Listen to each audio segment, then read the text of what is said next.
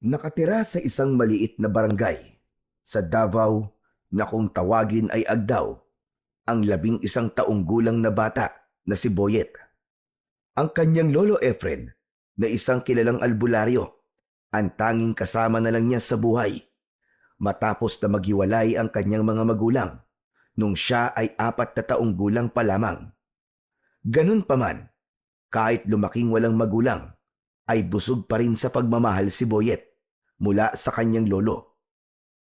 Sa paaralan ay hinahangaan siya dahil sa talas ng kanyang isip at talino.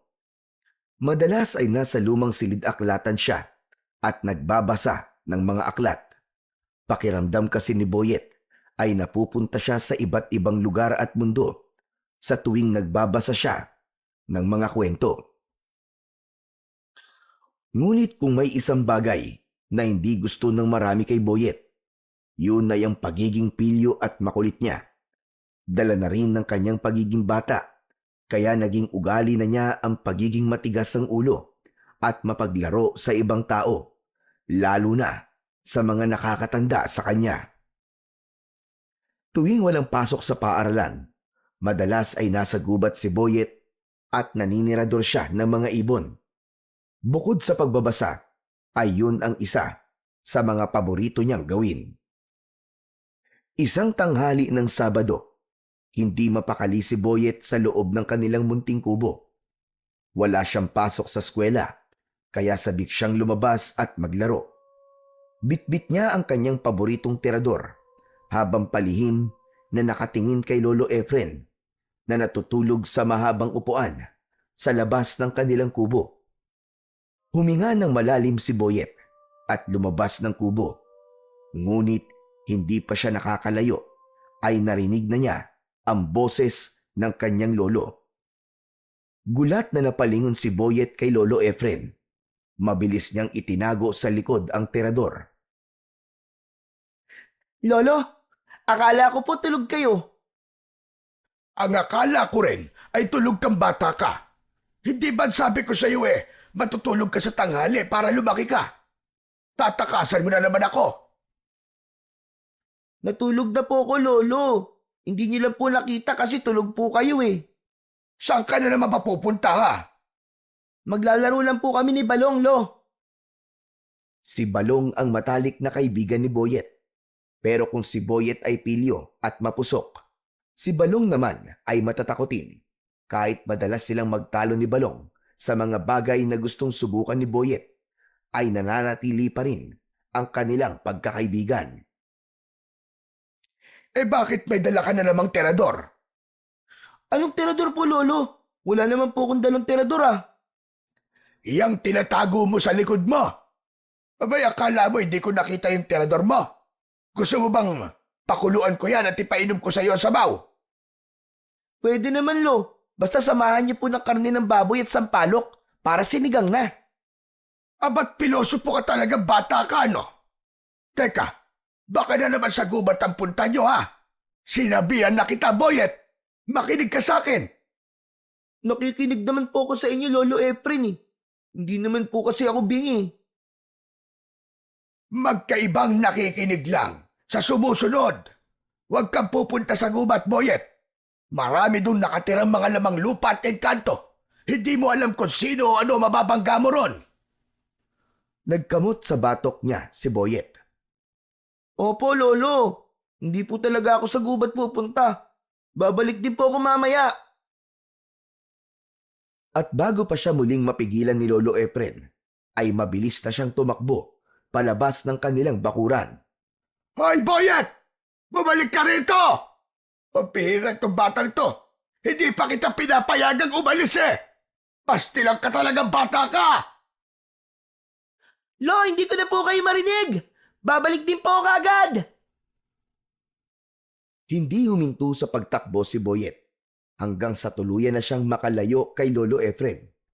Nang makasiguro siya na hindi na siya maaabutan ng lolo niya, ay saka lang siya huminto sa pagtakbo at naglakad na lang. Habang masayang naglalakad, ay nakita ni Boyet ang kaibigan niyang si Balong na nakaupo sa isang malaking bato. Nilalaro nito ang isang patpat habang tila may iniisip. Agad siyang lumapit dito nang may pilyong ngiti sa labi. Balong, tara sa gubat. Manirador tayo ng ibon. Ha? Ayoko nga. Hindi ba sabi ni Lolo Efren mo, bawal doon? Maraming engkanto sa kalamang luma sa gubat. Mamaya maengkanto pa tayong dalawa at hindi tayo makauwi. Ikaw na lang, Boyet. Napapailing si Boyet at tumawa ng bahagya. Nako, Balong. Naniniwala ka na naman kagad kay Lolo Efren eh. Ang tagal ko na nagpupunta sa gubat.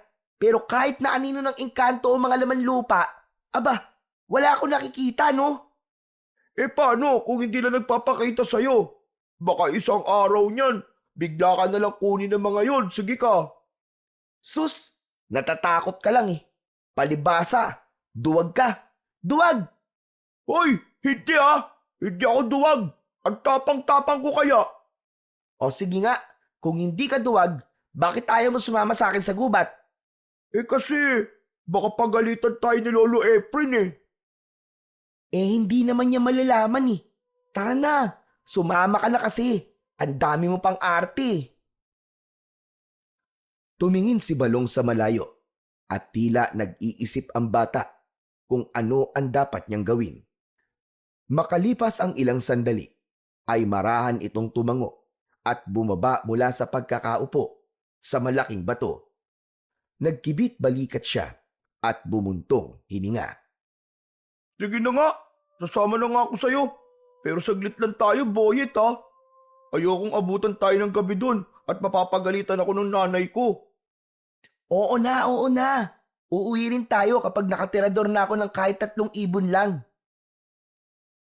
Matapos yun, ay magkasama ng naglakad ang magkaibigang Boyet at Balong papunta sa gubat. Makalipas lang ang ilang minuto, ay narating na ni na Boyet ang tahimik at masukal na gubat. Marami roong nagtataasang punong kahoy at ang lupa ay natatabunan ng makapal na mga tuyong dahon.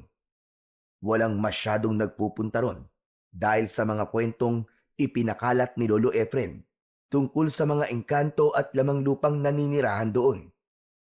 Dahil sa pagiging kilalang albularyo ng matanda, marami ang naniwala at iniwasan ang gubat na yon. Pero para kay Boyet, may kung anong humahatak sa kanya papunta sa gubat.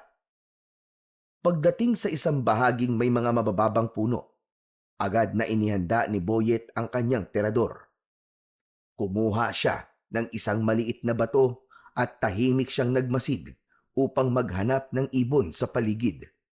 Napansin niyang may ilang maya na namamahinga sa isang payat na sanga. Nakangisi niyang ipinasok ang bato sa goma ng tirador. Dahan-dahan niyang hinila ang goma at sinigurado niyang nakatutok ng tama yon sa mga ibon. Sa kanya pinakawalan ang bato. Lumagpas lang ang bato sa ibon at nagliparan yon palayo. Ibinaba ni Boyet ang tirador at napabuntong hininga siya ng malakas. Walang isa man lang sa mga ibong tinarget niya ang tinamaan. Napangiwi siya sa inis at bahagyang tinadyakan ang lupa. Buisit! Ano ba naman yan? Wala man lang akong tinamaan ng isa.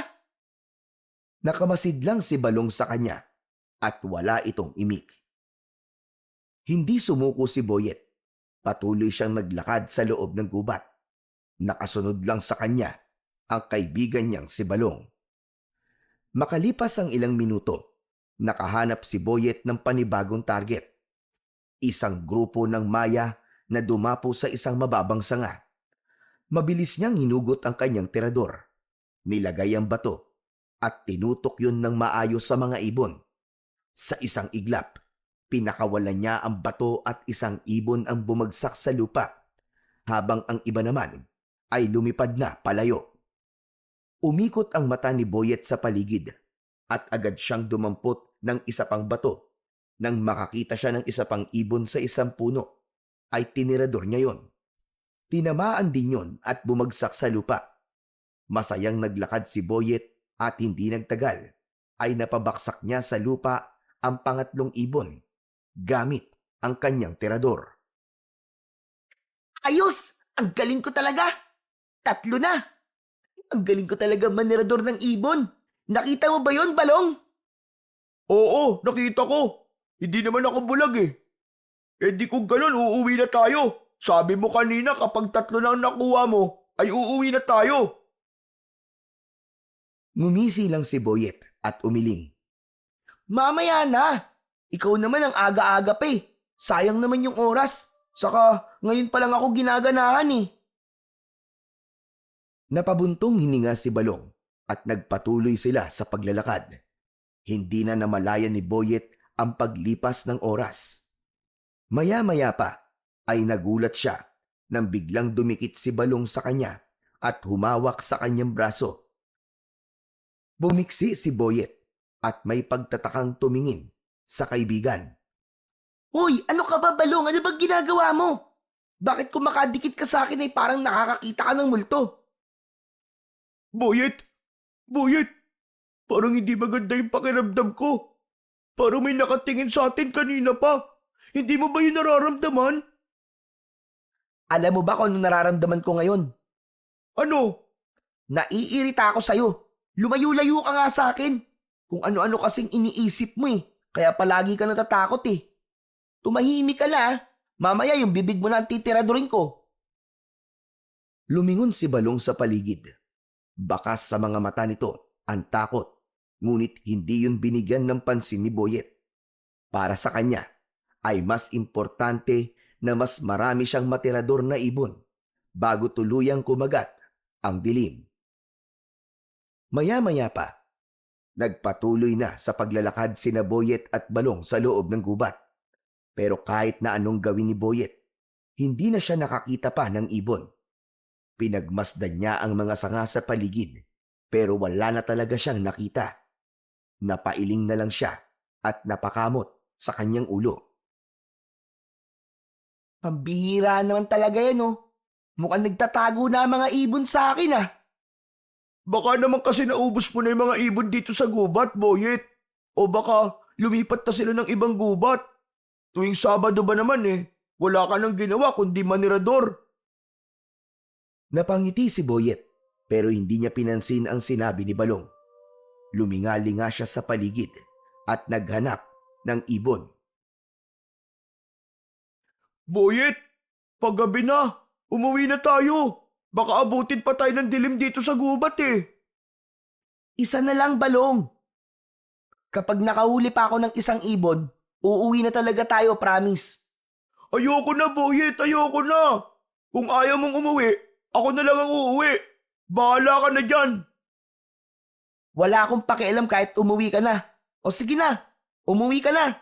Duwag! Duwag ka talaga. Hindi man lang tumingin si Boyet kay Balong dahil abala ang mata niya sa paghahanap ng ibon. Napabuntong hininga si Balong at tinalikuran na ng tuluyan si Boyet. Ngunit bago pa ito makalayo, ay nagulat si Boyet nang biglang sumigaw at umatras si Balong. Boyet! Boyet, may maligno! Mabilis na lumingon si Boyet, pero imbis na kung anong nakakatakot na nilalang ang makita niya, ay si Lolo Efren ang nakita niya. Agad niyang nilapitan si Balong at binatukan ito. Ka ba? Hindi yan maligno. Si Lolo Efren yan eh. Eh, nagulat kasi ako eh. Akala ko maligno.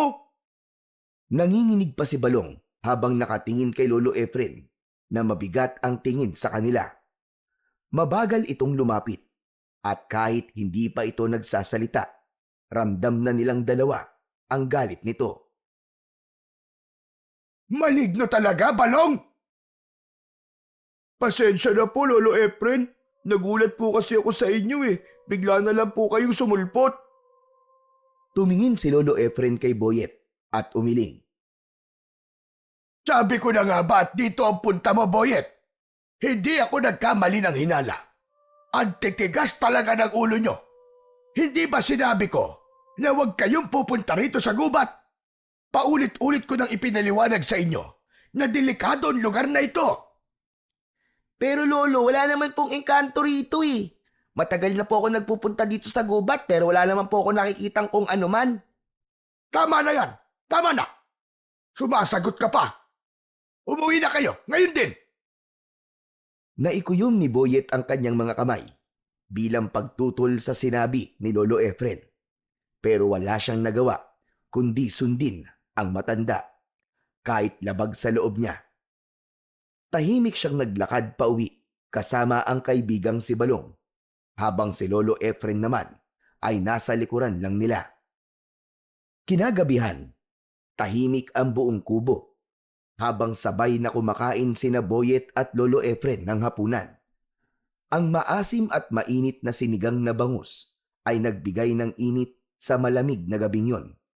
Pero hindi yun sapat para mapawi ang bumabagabag sa isip ni Boyet.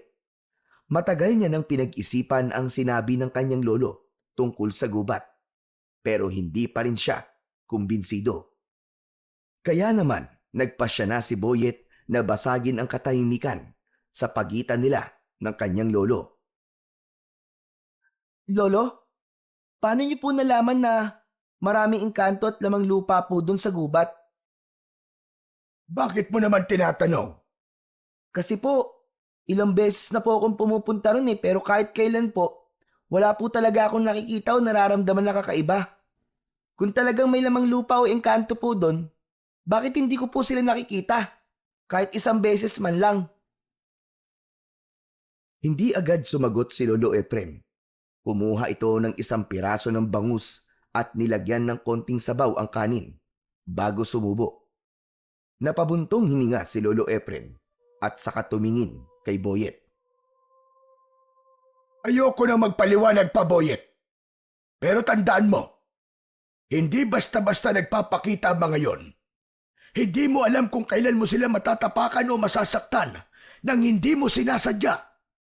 At kapag nangyari yon, sigurado kung may masamang mangyayari sa'yo. Yun ang iniiwasan kong mangyari. Dahil may mga lamang lupa na malupit kapag nagparusa at hindi kaya ng kaalaman ko sa panggagamot. Pero Lolo, paano niyo po nalaman na may mga ganun nga sa gubat? May nakita na po ba kayong engkanto o kaya ay lamang lupa doon? Hindi na mahalaga kung paano ko nalaman. Ang mahalaga, sundin mo ang sinasabi ko sa'yo. Huwag ka nang babalik sa gubat na yon kahit kailan. Alam ni Boyet na hindi na niya mapipilit pa ang kanyang lolo. Tumango na lang siya at nagpanggap na sang-ayon sa sinabi nito. Opo Lolo, hindi na po ako babalik sa gubat. Promise. Aasahan ko ang pangako mong yan, Boyet. O sige na, tapusin mo na yung pagkain mo at pagkatapos maghugas ka na ng pinagkainan natin. Ipinagpatuloy ni Boyet ang pagkain. Ngunit sa isipan niya ay alam niya na hindi pa rin siya hihinto sa pagpunta sa gubat dahil dun lamang niya pwedeng gawin ang pagtirador sa mga ibon. Sa kabila ng pangako ni Boyet na hindi na babalik sa gubat, ay patuloy pa rin siya sa pagpunta ron tuwing wala siyang pasok sa eskwelahan. Mas naging maingat siya at siniguro niya na sa tuwing magtutungo siya ron ay hindi malalaman ni Lolo Efren. Itinago na rin niya ang kanyang tirador sa likod ng kanilang lumang aparador upang maiwasan ang posibilidad na sirain o itapon yun ng kanyang lolo. Sa bawat pagpasok ni Boyet sa gubat, isang hindi maipaliwanag na pakiramdam ang palaging bumabalot sa kanya. Para bang hinihila siya ng kagubatan at tinatawag siya upang manatili roon. At sa tuwing naroroon siya, gumagaan ang kanyang pakiramdam. Isang bagay na hindi niya maipaliwanag. Isang linggo ng umaga, gaya ng inaasahan, dagsa ang mga tao sa bahay ni Boyet upang magpagamot kay Lolo Efren. Dahil sa malamig na panahon, marami sa taga-barangay nila ang nilagnat at inuubo. Kaya abala ang matanda sa paghahanda ng mga halamang gamot at pagbibigay ng lunas sa mga taong may sakit. Habang walang nakatingin, mabilis na kinuha ni Boyet ang kanyang tirador mula sa pinagtaguan niya sa likod ng lumang aparador. Maingat siyang lumabas ng bahay at siniguro niyang hindi siya mapapansin ni Lolo Efren. Nang sandaling makarating na siya sa gubat, ay may bumalot na kasabikan sa kanya. Agad na sinimulan ni Boyet ang paninirador ng mga ibon. Sinipat niya ang una niyang target na isang maya na nakadapo sa isang sanga. Iniangat niya ang kanyang tirador. Inasinta ang ibon at pinalipad ang bato. Ngunit bago pa man tumama ang bato, ay lumipad ang ibon palayo na para bang naramdaman nun ang paparating na panganib. Ano ba yan? Ang malas naman! Nakalipad kagad yung ibon. Muling naghanap ng ibang target si Boyet. May nakita siyang isa pang ibon, isang pipit na nasa isang mababang sanga. Inulit niya ang proseso at siniguro niyang tatamaan na niya yon. Ngunit muli, bago pa man lumapat ang bato sa kanyang target na pipit, mabilis na lumipad yon papalayo. Paulit-ulit yung nangyari. Parang may hindi nakakakitang puwersang humahadlang upang walang matamaan na ibon si Boyet. Napansin din niyang masyadong mailap ang mga ibon ng araw na yon, higit sa dati. Nagsimulang maglakad si Boyet at patuloy na naghanap ng ibon. Ngunit habang tumatagal ay bumibigat ang pakiramdam niya. Para bang may nagmamasid sa kanya mula sa kung saan. Isang presensyang hindi niya maipaliwanag kung ano. Hindi pa rin sumuko si Boyet. Nang may nakita siyang ibon ay tinirador niya yon. Ngunit gaya ng dati ay hindi na naman yun tinamaan. Ano ba yan? Bakit ayaw niyong magpatama sa tirador ko? Nakahanda na sanang sumuko at umuwi si Boyet nang mapansin niya ang isang kakaibang ibon na nakadapo sa isang matandang puno. Ang mga balahibo nun ay tila kumikinang sa ilalim ng sikat ng araw na may kulay na hindi niya mawari kung itim ba o asul.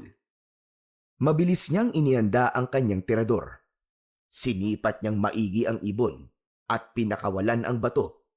Ngunit nagulat siya dahil hindi gumalaw ang ibon at hindi yun tinamaan ng kanyang bato. Muling sinubukan ni Boyet na tiradorin ang kakaibang ibon. Hindi na niya mabilang kung ilang beses niya yung tinirador, pero kahit isa sa mga bato niya ay walang tumama sa ibon. Labis na ang kanyang pagtataka dahil hindi umaalis ang ibon sa pwesto nun, pero hindi niya yon matama-tamaan. Nanlaki ang mga mata ni Boyet nang biglang lumipad palayo ang kakaibang ibon. Hoy! Bumalik ka rito! Hindi ka makakatakas sa akin! Hinabol ni Boyet ang ibon at tumakbo siya ng mabilis. Wala na sa dinadaanan niya ang kanyang paningin. Ang mga mata niya ay nakatuon lamang sa lumilipad na kakaibang ibon. Kaya naman hindi niya napansin ang isang nakaumbok na lupa sa kanyang daraanan. Natalisod si Boyet sa nakaumbok na lupa. Nawalan siya ng balanse at padapa siyang natumba sa lupa. Agad niyang iniangat ang paningin niya upang hanapin ang kakaibang ibon. Pero hindi na niya yon nakita pa. Wala na siyang ideya kung saan yun nagpunta o nagtago. Napuno ng galit si Boyet. Tumayo siya at napatingin sa nakaumbok na lupang nakatisod sa kanya. Dahil sa matinding inis na hindi niya natirador ang kakaibang ibon, ay ibinaling niya ang galit sa nakaumbok na lupa. Buwisit ka! Buwisit ka! Ikaw ang may kasalanan kung bakit nawala yung ibon na yon. Ang dapat sa'yo, sirain! Malakas na sumigaw si Boyet habang paulit-ulit na sinisipa ang nakaumbok na lupa. Sa bawat sipa niya ay unti-unti yung nasisira. Nadurog ang lupa at kumalat yon sa kung saan-saan. Humihingal si Boyet nang tumigil siya. Nagawa niyang gibain ang nakaumbok na lupa sa pamamagitan lang ng paulit-ulit na pagsipa roon. Kahit paano ay nabawasan ang pagkainis niya sa kanyang ginawa. Sa pagkakataon na yon, inisip niya na hindi para sa kanya ang araw na yon. Kaya nagdesisyon na siyang umalis sa gubat. nagsimula na siyang maglakad pabalik sa kanilang bahay bago pa malaman ni Lolo Efren na wala siya roon. Habang naglalakad si Boyet papauwi sa kanilang bahay, ay nakabusangot ang kanyang muka. Hindi niya maalis sa isip niya ang kakaibang ibong yon na nakawala dahil sa pagkatalisod niya sa nakaumbok na lupa. Nang makarating si Boyet sa kubo nila, ay napansin niyang kakaunti na lamang ang mga tao sa labas na naghihintay para magamot ni Lolo Efren. Kanina, bago siya umalis, ay halos mapuno ang harapan ng bahay nila ng may mga sakit. Bagsak ang balikat na pumasok si Boyet sa kanilang kubo. Naamoy niya ang halimuyak ng mga pinatuyong dahon at langis na madalas gamitin ni Lolo Efren sa panggagamot. Nakaupo ang matanda sa harapan ng isang lalaki na may nakabalot na kumot sa katawan. Napansin ni Lolo Efren ang pagdating ni Boyet. Saglit siya nitong tinapunan ng tingin bago bumalik sa ginagawa. Boyet! Saan ka galing at puro lupa yung mga paa mo? Lolo Efren, naglaro lang po kami ni Balong ng sipaan ng bola. Natapilok po ako sa putikan kaya ito po, nadumihan po ang paa ko. Mag-iingat ka kasi kapag naglalaro ka. Baka mamaya ay madulas ka ng tuluyan. Baka magkasugat ka o mabalian ka pa. Hugasan mo na yung paa mo bago ka maglakad-lakad dito sa loob ng bahay. Sige po, Lolo. Agad na lumabas ng bahay si Boyet at dumiretso sa likod ng kubo kung saan meron doong maliit na balon. Kinuha niya ang pansalok ng tubig sa balon at kumuha siya ng tubig. Matapos yun, ay ibinuhos niya ang tubig sa kanyang mga paa. Habang kinukuskus niya ang kanyang mga paa, bumalik sa isipan niya ang nangyari kanina sa gubat. Hindi niya maintindihan kung bakit napakailap ng mga ibon sa araw na yon. At higit sa lahat, hindi niya matanggap na hindi niya natirador ang kakaibang ibon. Kinagabihan, mula sa mahimbing na pagtulog, ay nagising si Boyet. Dilat na dilat ang kanyang mga mata habang nangangatog ang kanyang katawan. Naramdaman niya ang matinding ginaw na bumalot sa kanya. Para bang ang hangin sa paligid niya ay nagyeyelo at nanunuot yun sa kanyang butot laman. Hinablot niya ang kumot at ibinalot niya ang kanyang sarili, pero hindi yun sapat upang mapawi ang matinding lamig na kanyang nararamdaman. Natigilan si Boyet nang makarinig siya ng maliit at matinis na tawa na parang galing mula sa maliit na tao. Lumingalinga muna siya sa paligid, ngunit wala siyang nakita kundi kadiliman. Patuloy ang pagtawa at umabot na yun sa punto na parang nasa loob na ng tenga niya ang tawa na yun. Napabalikwas si Boyet ng bangon at nanlaki ang mga matang sinipat niya ang madilim na sulok ng kanilang kubo. Ngunit wala pa rin siyang nakita. Sino yan? Sino yan? May tao ba dyan? Sumagot ka! May tao ba dyan? Nawala ng sandali ang tumatawa, pero ilang saglit lang ay muling narinig ni Boyet ang nakapangingilabot na tawa. Parang may isang munting nilalang na naglalaro sa kanyang tenga. Tigilan mo ako! Tigilan mo ako! Tumahimik ka na! Tigilan mo ako! Tinakpan ni Boyet ang kanyang mga tenga, ngunit hindi nawala ang tawa. Para bang mas lumakas pa yun at bumaon sa kanyang isipan. Napasiksik siya sa isang sulok ng banig habang nanginginig at hindi malaman ang gagawin. Tama na! Tama na! Tumahimik ka na! Tama na! Kasunod nun ay nakita ni Boyet na sinindihan ni Lolo Efren ang gasera. Nag-aalala itong lumapit sa kanya. Boyet! Boyet po, ano nangyayari sa'yo? Bakit ka sumisigaw? Lolo, may naririnig po ako. Tumatawa po malit na boses. Parang nasa loob po ng tenga ko. Saglit na hindi gumalaw si Lolo Efren. Maya-maya pa ay marahang idinampi ng matanda ang magaspang nitong palad sa noo ni Boyet. Tapos ay sa kanyang liig. Napakunot ang noo ng matanda. Napakataas ng lagnat mo, Boyet. Baka nagdidiliryo ka. Sandali lang at magpapakulo lang ako ng gamot. Mabilis na tumayo si Lolo Efren at nagtungo sa lagayan ng mga halamang gamot. Kumuha ito ng ilang piraso ng dahon para sa pagpapababa ng lagnat at agad itong nagpakulo ng tubig sa maliit na kalan. Matapos yun, ay isinali nito sa baso ang pinagpakuluan ng halamang gamot. Lumapit si Lolo Efren kay Boyet at inalalayan siyang umupo. Ubusin mo ito. Makabubuti ito sa'yo para bumaba ang lagnat mo. Walang nagawa si Boyet kundi ang sundin ang utos ng kanyang lolo. Mapait ang lasa ng inumin pero hindi na niya yon ininda pa. Pakiramdam niya ay gusto na lamang niyang magpahinga. Maya-maya pa ay unti-unting bumigat ang talukap ng mga mata ni Boyet nang maubos niya ang ipinainom sa kanya ni Lolo Efren. Hindi niya namalayan ang unti-unting paglaho ng ginaw sa kanyang katawan. Unti-unting humina ang nakakabinging tawa sa kanyang isipan hanggang sa tuluyan siyang makatulog. Kinabukasan ng umaga, maaga rin nagising si Boyet dahil Lunes na naman. May pasok siya sa eskwelahan. Pinakiramdaman niya ang sarili. Dinaman niya ang kanyang noo at leeg. Napangiti siya dahil hindi na siya mainit at napatunayan niya na epektibo talaga ang mga halamang gamot ng kanyang Lolo Efren. Inalis na ni Boyet ang kumot na nakabalot sa kanyang katawan. Ngunit natigilan siya nang makita niya na namamaga ang kanyang mga paa at naging doble ang laki nun. Gumapang ang takot sa buo niyang katawan hanggang sa kumawala sa lalamunan niya ang isang malakas na sigaw.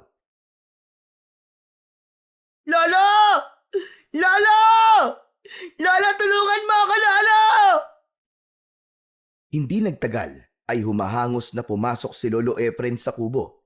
Dumiretso ito sa maliit nilang kwarto. Ano pa nangyari sa'yo, Boyet? Aba, Diyos ko! Ano nangyari sa mga paa mo? Bakit parang paa na yan ng higante? Hindi ko rin po alam, Lolo. Pagising ko po ganyan na yan eh. Lolo, tulungan niyo po ako. Tulungan niyo ako, Lolo. Lumapit si Lolo Efren at tinignan nito ang malaking paa ni Boyet. Maingat nitong hinawakan ang paa niya, sabay tingin sa kanya. Masakit ba, Boyet? Hindi naman po, Lolo, pero anong gagawin natin? Baka po hindi na gumaling ang paa ko. Paano po ako makakapasok sa school? Hindi na po magkakasya ang tsinelas ko. Huwag kang matakot, Boyet. Ako bahala sa'yo. Papagalingin ko ang paa mo at sisiguraduhin kong babalik yan sa dati. Kumalma ka lang. Sa kabila ng sinabi ni Lolo Efren, hindi pa rin nawala ang pag-aalala at takot ni Boyet. Halos hindi niya matignan ang kanyang kanang paa dahil sa hindi pangkaraniwang laki nun. Habang kumakain ng almusal sina Boyet at Lolo Efren sa isang maliit nilang hapag, ay halos hindi magalaw ni Boyet ang pagkain. Maya-maya pa ay may narinig silang pagkatok sa pinto na sinundan ng malakas na boses ni Balong. Boyet! Boyet, tara na! Malilate na tayo sa school! Boyet! Napatayo si Boyet at mabilis siyang nagtungo sa kwarto. Ibinalot niya ang sarili sa kumot. Mula roon ay napatingin si Lolo Efren. Napailing ito at saka tumayo upang pagbuksan ng pinto si Balong. Mula sa kwarto ay dinig ni Boyet ang pag-uusap ni na Lolo Efren at Balong. Lolo, asa na po si Boyet? Malilate na po kami. Balong, hindi makakapasok si Boyet ngayon. May sakit siya. Ha? Ano po sakit niya, Lolo Efren? Basta, may sakit siya. Pakisabi na lang sa guro nyo na hindi siya makakapasok ngayon hanggang bukas. Ganun po ba? O sige po, Lolo, sasabihin ko po.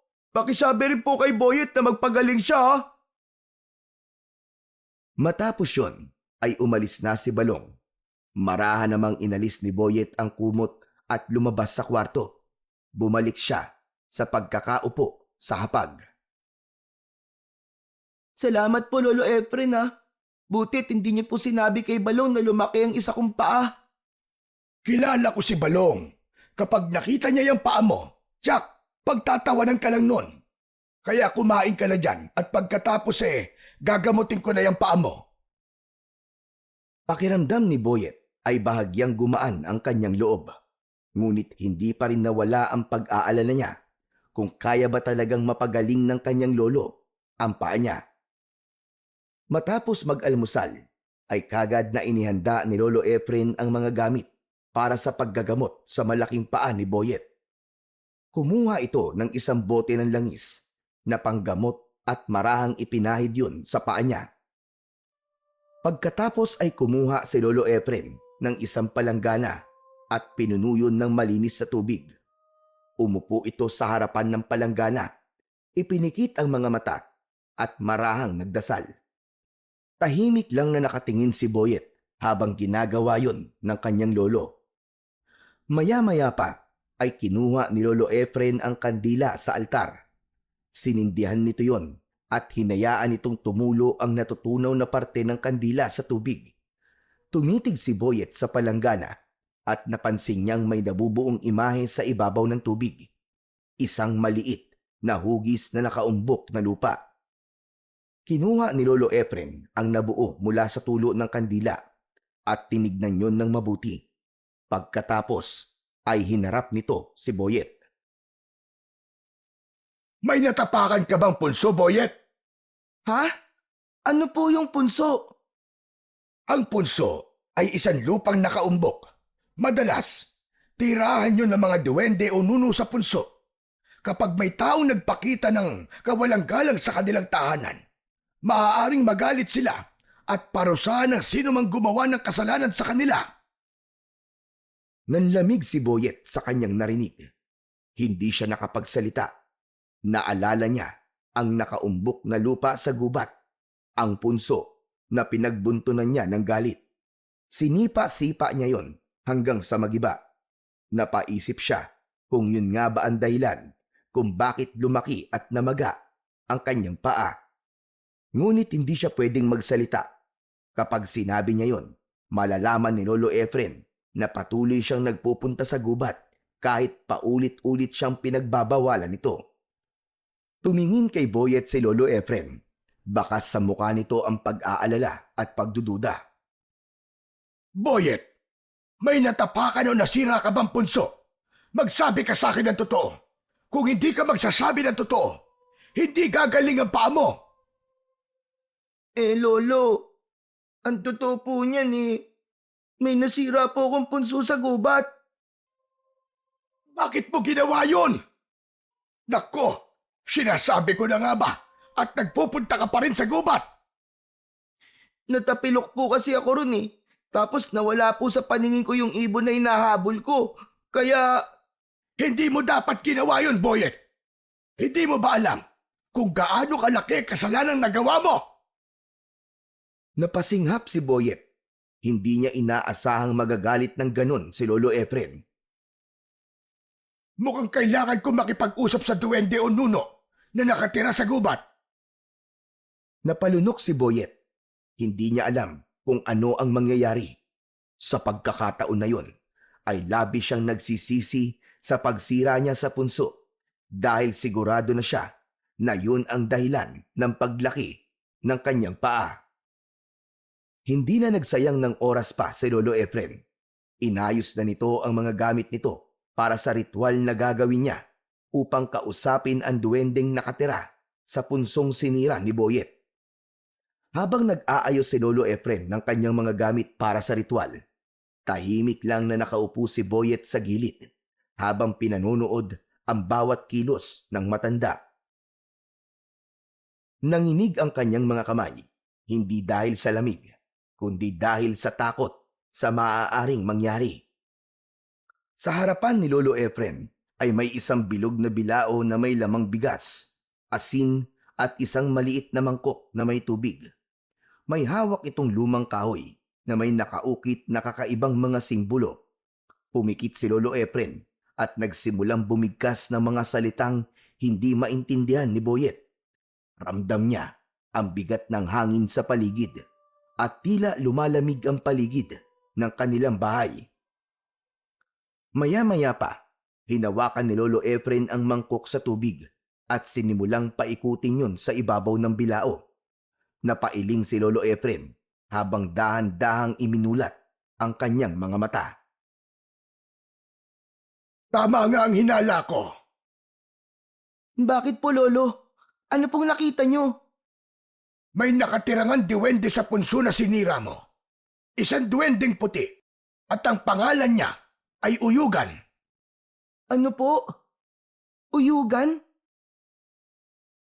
Nakausap ko na siya at may kondisyon siya para mapatawad ka at bawiin niya ang parusang ibinigay niya sa'yo. Ano po yung gusto niyang gawin ko? Kailangan mo magpunta sa punso nang mag-isa ka lang at kailangan mong humingi ng paumanhin kay Uyugan. Ano po?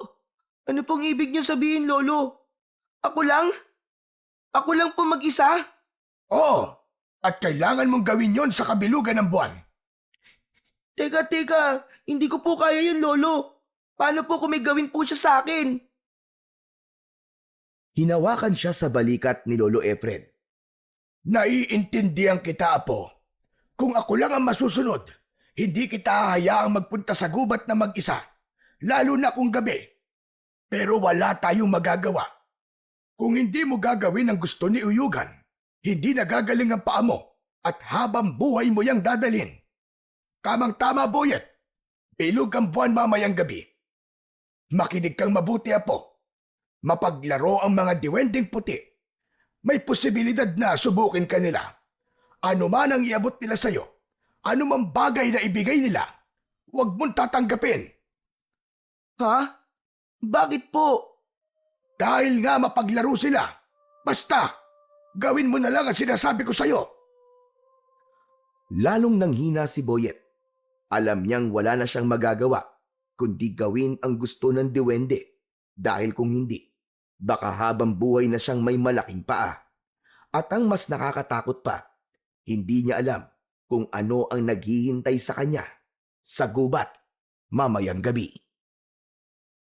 Pagsapit ng gabi, ay hindi mapakali si Boyet. Sa labas ng bahay, naghihintay na si Lolo Efren na may hawak na gasera. Lumabas na rin si Boyet at nakita niya ang bilog na buwan. Apo, kailangan na natin pumunta. Huwag kang mag-alala. Basta sundin mo lang ang bilin ko, ay walang masamang mangyayari sa'yo.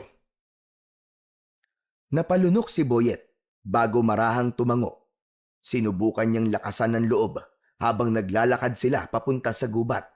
Ngunit hindi niya mapigilan ang panginginig ng kanyang mga kamay. Pagdating nila sa bungad ng gubat, tumigil si Lolo Efren. Hindi na ito nagpatuloy sa paglalakad. Lolo, bakit po kayo huminto?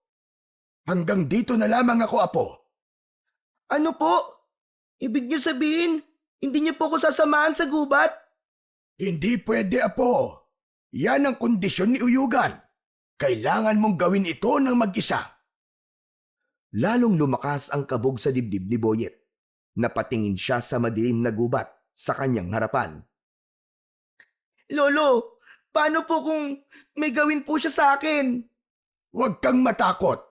Basta pagdating mo sa punso, buong puso kang humingi ng tawad. Kapag nagawa mo na yon, umalis ka na kagad at bumalik sa akin. Lolo, hindi po ba talaga kayo pwedeng sumama? Natatakot po ako eh. Mahinang bumuntong hininga si Lolo Efren at marahang hinaplos ang ulo ng kanyang apo. Tulad ng sinabi ko sa iyo, Apo, kung ako lang sana ang masusunod, hindi kita papupuntahin nang hindi ako kasama. Pero wala tayong magagawa. Ito ang gusto ng duwende. Halos maluwa si Boyet sa takot. Ngunit alam niyang wala na siyang ibang pagpipilian. Inabot niya ang gasera at dahan-dahang humakbang papasok sa loob ng gubat Tinahak niya ang daan papunta sa punso. Maya-maya pa ay natanaw na niya ang punso. Lumapit siya roon at agad siyang lumuhod sa harapan ng punso. Pumikit si Boyet. Huminga siya ng malalim at buong pusong nagsalita. Nuno sa punso! Mga duwende! Pasensya na po! Hindi ko po sinasadya! Hindi ko po alam na may nakatira dito! Patawarin niyo po ako! Alisin niyo na po ang parusa niyo sa akin! Ibalik niyo na po sa dati ang paa ko! At nangangako po ako na hindi ko na po uulitin! Habang nakaluhod si Boyet, ay may naramdaman siyang malamig na hangin na tila humaplos sa kanyang buhok. Napatingin siya sa punso at napansin niya ang isang nagliliwanag na bagay sa mismong gitna nun. Para yung maliit na bato na kumikislap sa ilalim ng lupa. Hindi niya maipaliwanag kung bakit, ngunit hindi niya napigilang abutin ito. Dahan-dahan siyang nagukay gamit ang kanyang mga kamay. Marahan niyang tinanggal ang lupa sa paligid ng nagliliwanag na bagay. Pero kahit na anong hukay niya, hindi niya yun mahawakan. Para bang nasa harapan lang niya, ngunit hindi niya yun makuha-kuha. Napakunot ang noo ni Boyet at naghukay pa siya ng mas malalim. Ngunit sa halip na mahawakan ng bagay, bigla siyang kinilibutan nang makarinig ng isang malutong ngunit maliit na tawa mula sa kanyang harapan. Napapitlag siya at napaupo sa lupa. Sa harapan niya ay nakatayo ang isang maliit na nilalang, isang diwende. Ang diwende ay may taas na hindi lalagpas sa isang talampakan. May mahaba at puting balbas ito at ang katawan nito ay balingkinitan. Ang mga mata nito ay kulay ginto na parang kumikislap sa dilim. Anong hinuhukay mo dyan? Batang makulit? Nanlaki ang mga mata ni Boyet at mabilis na umatras palayo sa punso. Ha? Sino ka? Sino ka? Muling tumawa ang duwende. Inilagay nito ang maliit na kamay sa likod na tila isang matandang nagmamasid sa isang pilyong bata. Ikaw to gumuhukay sa punso ko. Pero ako tinatanong mo kung sino ko? Teka, ikaw ba si Uyugan? Aba, kilala mo pala ako. Ikaw siguro ang batang sumira sa bahay ko, no? Pasensya na po. Hindi ko po sinasadya. Hindi ko po alam na may nakatira pala dito. Ngunit hindi pinansin ni Uyugan ang kanyang paghingi ng tawad. Sa halip, tumingin ito sa punso at muling tumawa ng mahina.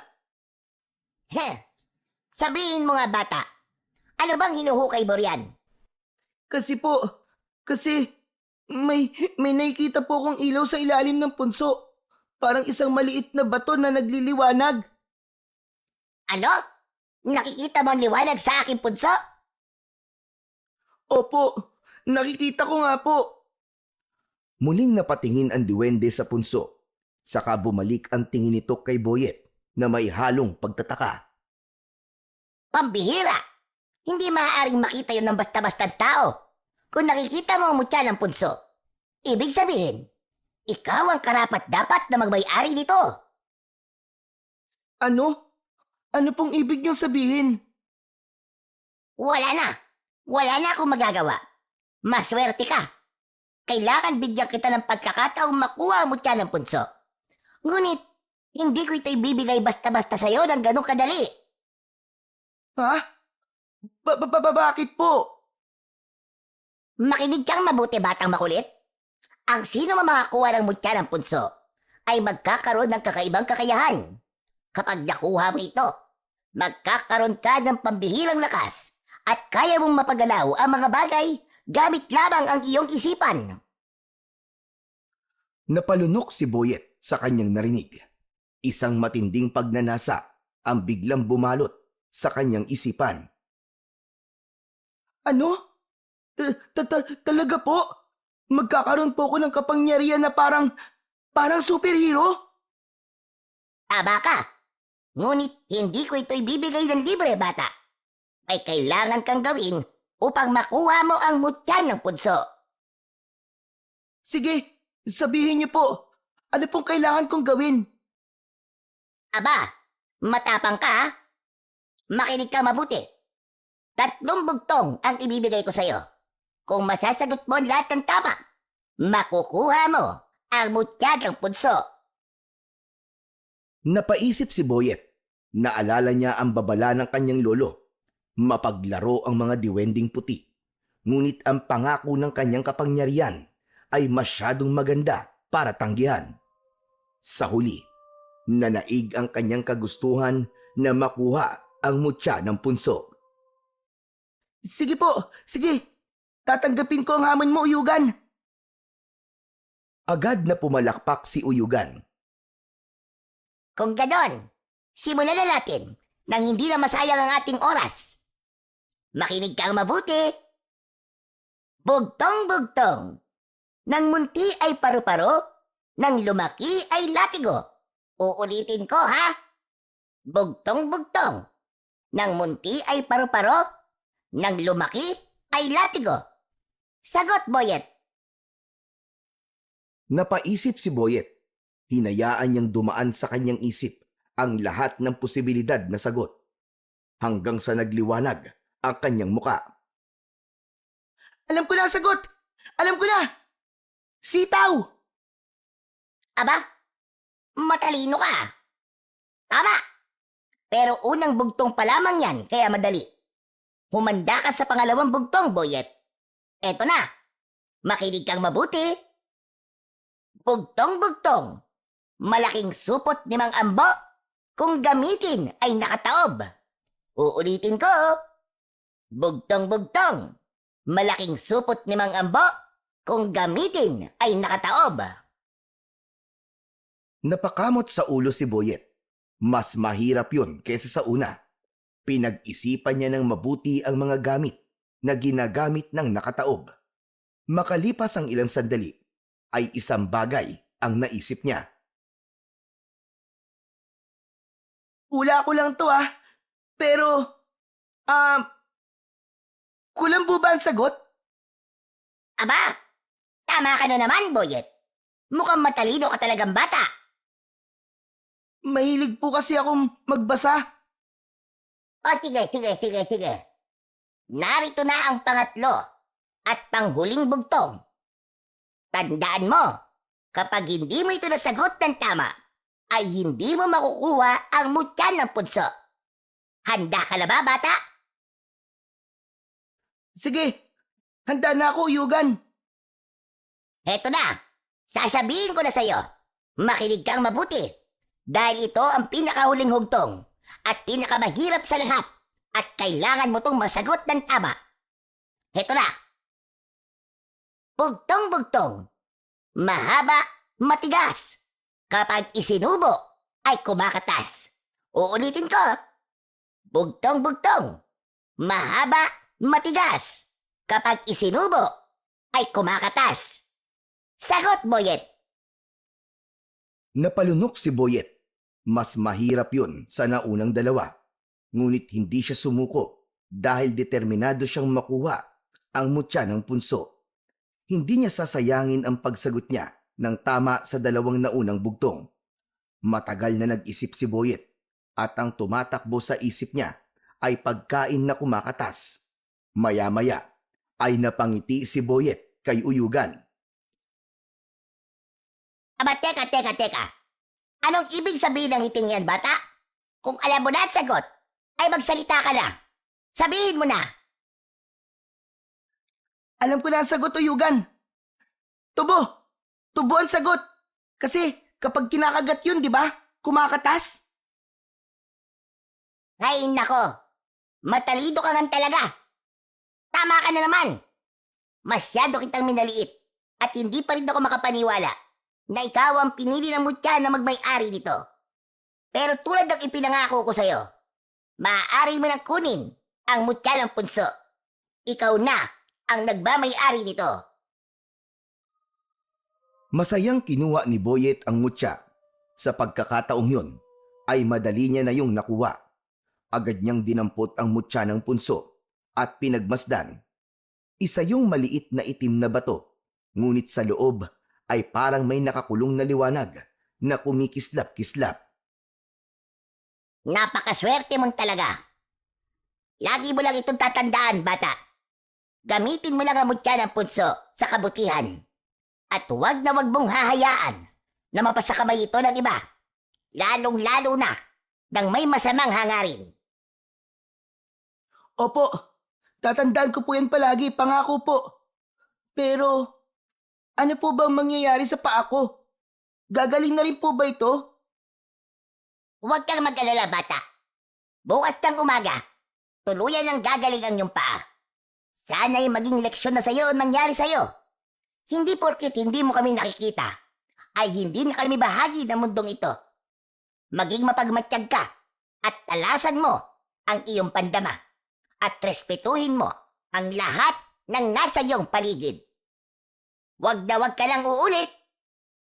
Oo, pinapangako ko, Uyugan. Maraming salamat. O sige na, bata, makakalis ka na. At huwag mong kalilimutan ang aking mga sinabi. Unti-unting nawala ang diwende sa harapan ni Boyet. Isang malaking ngiti ang sumilay sa labi niya bago siya nagsimulang maglakad palabas ng gubat. Nadala ang mutya ng punso. Makalipas ang ilang minuto ng paglalakad, ay natanaw na ni Boyet si Lolo Efren sa hindi kalayuan. Medyo binilisan niya ang pagakbang at kahit nahihirapan siyang maglakad dahil sa malaki niyang paa, nang makalapit siya sa lolo niya, ay agad na bumakas ang pag-aalala sa mukha nito. Bakit ang tagal mo makabalik, Boyet? Kanina pa ako nag-aalala sa'yo. Pasensya na po, Lolo. Medyo naligaw po kasi ako eh. Ganun ba? O siya, hayaan mo na. Ang mahalaga ay nakabalik ka ng maayos. Nakahingi ka ba ng tawad sa punso? Opo, sinabi ko po na hindi ko po sinasadya. Sana po gumaling na po ang paa ko. Wala na tayong magagawa kundi ang maghintay. Kapag nagising kang magaling na ang paa mo, ibig sabihin, tinanggap nila ang paghingi mo ng tawad. Tahimik na tumango si Boyet. Ramdam niya pa rin ang bigat ng mutya sa kanyang bulsa. Pero hindi niya sinabi sa lolo niya ang tungkol doon. Tara na po, Lolo. Umuwi na po tayo. Medyo napagod po ako eh. Oo nga, sige na. Para makapagpahinga na rin tayo. Sabay silang naglakad palayo sa gubat. Hindi na lumingon si Boyet, pero ramdam niya pa rin ang presensya ng mahiwagang lugar sa kanilang likuran. At ang bigat ng responsibilidad na kaakibat ng mutya ng punso na ngayon ay nasa kanyang mga kamay na. Maagang nagising si Boyet kinabukasan. Pagmulat ng kanyang mga mata, agad niyang naalala ang nangyari kagabi. Ang punso, ang diwending si Uyugan, at ang mutya. Napabangon siya bigla at napatingin sa kanyang paa. Namilog ang mga mata niya dahil bumalik na sa normal ang kanyang paa. Napangiti siya ng malawak at tumalon siya mula sa papag sa labis na saya. Kinuha ni Boyet ang mutya sa kanyang bulsa at pinagmasdan yun ng maigi. Naghanap siya ng lumang pisi sa baul at maingat na itinali ang mutya gamit ang pisi. Nang matapos, agad niya yung isinabit sa kanyang leeg. Nang lumabas siya ng silid, ay naamoy niya ang nilulutong pritong tuyo ni Lolo Efren. Nang dumulog siya sa hapag, ay naghanda na si Lolo Efren ng almusal. Lolo! Tignan niyo po oh. Magaling na po ang paa ko. Bumalik na po sa normal. Aba, oo nga no. Salamat naman at tinanggap ng duwende ang paghingi mo ng tawad. Makapapasok ka na rin sa paaralan bukas. Kaya nga po, Lolo eh. Mabuti na lang at bilog po ang buwan kagabi kasi kung hindi, baka maghintay pa po tayo na matagal bago gumaling ang paa ko. Magsasalita pa sana si Lolo Efren, pero napansin ni Boyet na bigla itong natigilan. Bahagyang nanlaki ang mga mata nito Boyet, ano yung suot mo sa leeg mo? Saan mo nakuha yan? Ito po ba? Napulot ko lang po kagabi sa gubat. Ang ganda po kasi kaya ginawa ko pong kwintas. Hindi kumibo si Lolo Efren. Tinitigan lang siya nito ng matalim na waring sinusuri kung nagsasabi ba siya ng totoo o hindi. Maya-maya pa, bumuntong hininga ang matanda at mas lalong tumilim ang titig sa kanyang apo. Magsabi ka ng totoo, Boyet. Ibinigay ba yan sa'yo ng duwende? O ng kahit na anong lamang lupa kagabi nung nagpunta ka sa gubat? Napalunok si Boyet. Alam niyang hindi siya makakalusot sa lolo niya. Sa huli, tumango siya at nagdesisyon na sabihin ang totoo. Opo, Lolo. Si Uyugan po ang nagbigay po sa akin ito. Ano ba sinabi ko sa'yo, Boyet? Huwag kang tatanggap ng kahit na ano mula sa duwende o sa kahit na anong lamang lupa sa gubat. Pero wala naman po masamang nangyari sa akin, Lolo eh. Saka, nakuha ko pa po ang mutya ng punso. May kapangyarihan po ito. Boyet, hindi mo alam kung ano ang pinasok mo. May mas malalim na dahilan kung bakit ayaw kitang magpunta sa gubat. Ano po bang ibig niyong sabihin doon, Lolo? Muling bumuntong hininga si Lolo Efren bago muling nagsalita. Nung bata pa ako, may isang matandang duwende na nagpakita sa akin sa gubat. Inalok niya ako ng mutya ng punso, gaya ng ginawa ni Uyugan sa'yo. Pero alam kong may kaakibat yon na mabigat na responsibilidad. Kaya tinanggihan ko yon. Ang sabi ng matandang duwende, gagawa siya ng paraan para mapunta ang mutya sa isa sa mga magiging kadugo ko. Dahil kailangan mapunta ito sa nararapat, sa isang taong may kakayahang gamitin ito upang labanan ang mga kasamaan. May kilabot na gumapang sa katawan ni Boyet. Napatingin siya sa mutya na nakasabit sa kanyang leeg bago bumaling ulit sa kanyang lolo. Ibig sabihin po, makikipaglaban po ako sa mga masasama? Tama ka, Boyet. Hindi mo maaaring gamitin ang mutya para lang sa pansariling interes. Pero Lolo, wala namang masama rito sa lugar natin ah. Tahimik naman po dito ah. Sa ngayon wala. Pero hindi natin alam kung hanggang kailan magiging tahimik ang lugar natin na ito. Maraming nilalang ng dilim ang nagnanais makuha ang mutya ng punso at hindi mo alam kung kailan sila darating para kunin yan sa'yo. Ano po?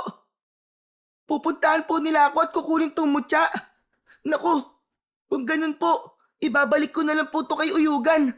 Ayoko po makipaglaban. Ngunit malungkot na umiling si Lolo Efren.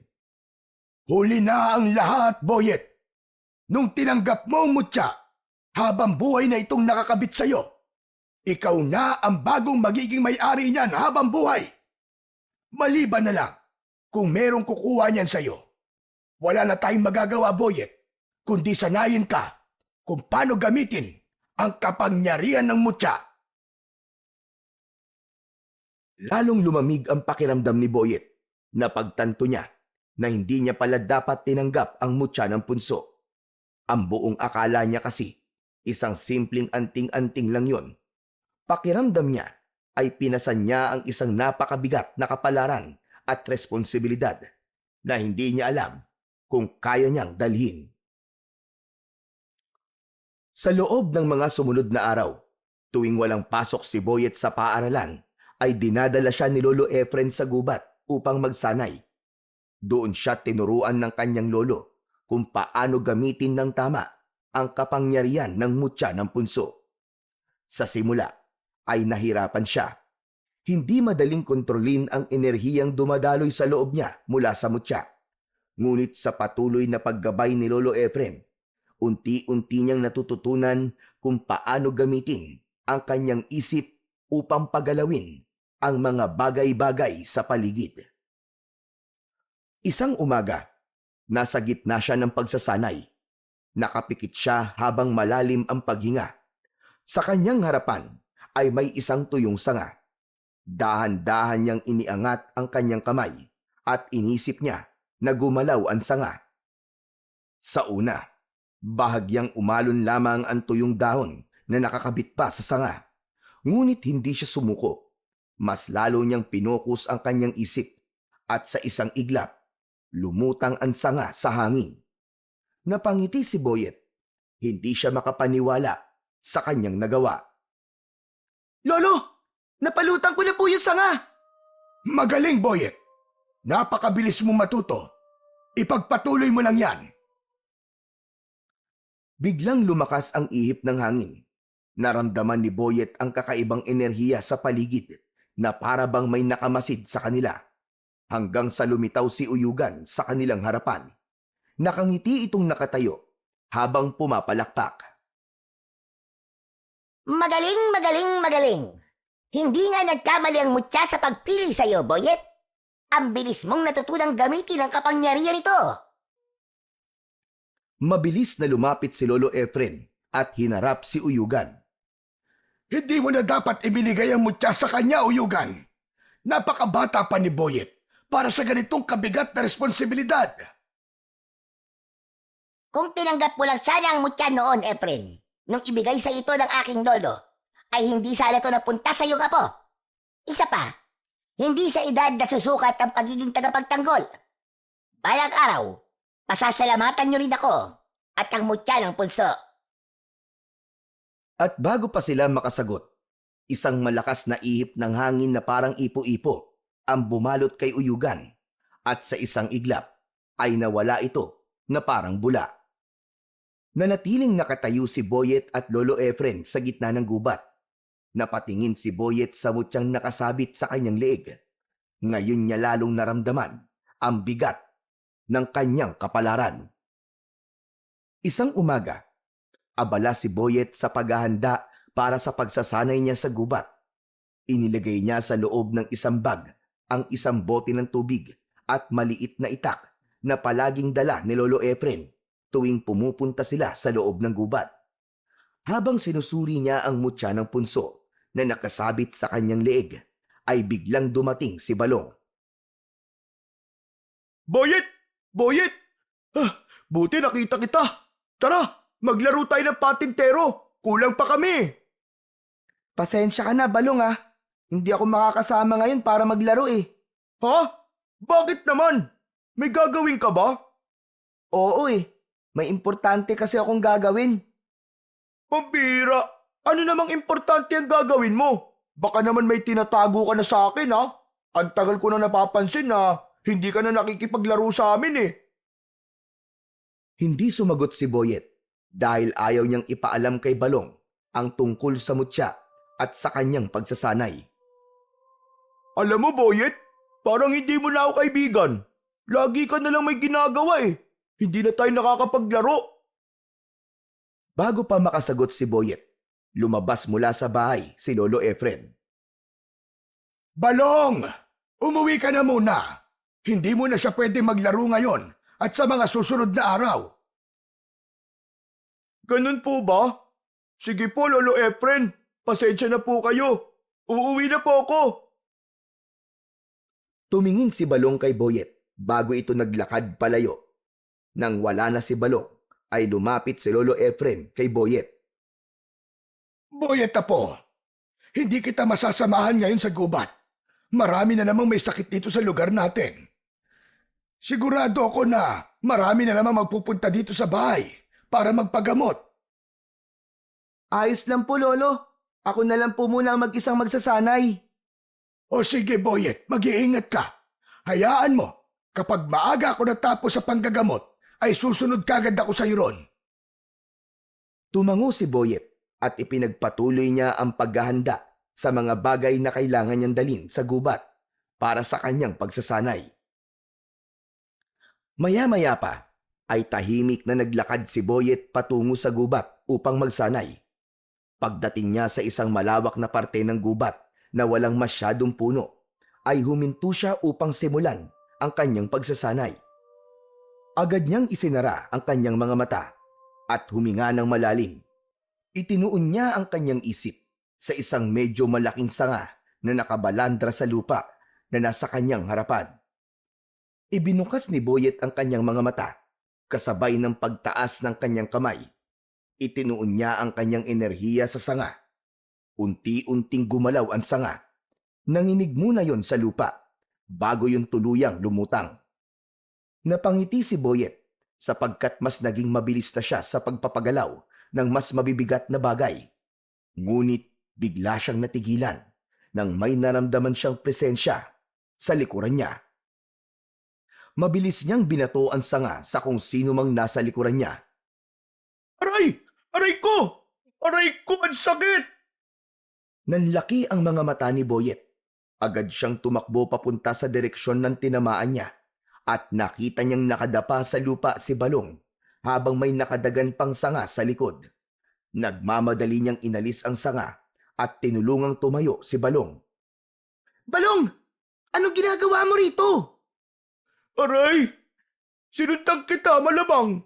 Pero mas dapat yata ako magtanong yan sa'yo. Nakita kita, Boyet. Nakita kita. Ginamit mo ang isip mo para pagalawin yung sanga. Paano mo yung nagawa? May powers ka ba? Biglang kinabahan si Boyet sa tanong na yon ng kanyang kaibigan. Alam niya na walang dapat ibang makaalam ng tungkol sa mutya maliban sa kanila ni Lolo Efren. Ha? Teka, ano ba sinasabi mo? Namamalikbata ka lang siguro, Balong. Baka naman naiipan lang ng hangin yung sanga kaya gumalaw.